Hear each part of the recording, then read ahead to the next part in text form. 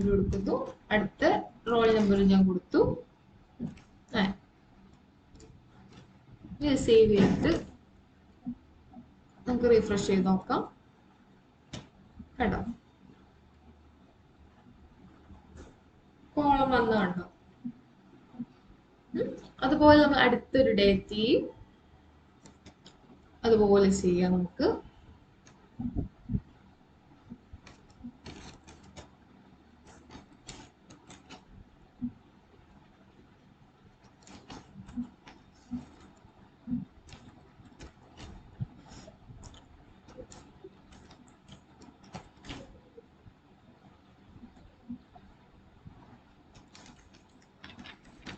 Okay, നമുക്കിനി run ചെയ്ത് നോക്കാം.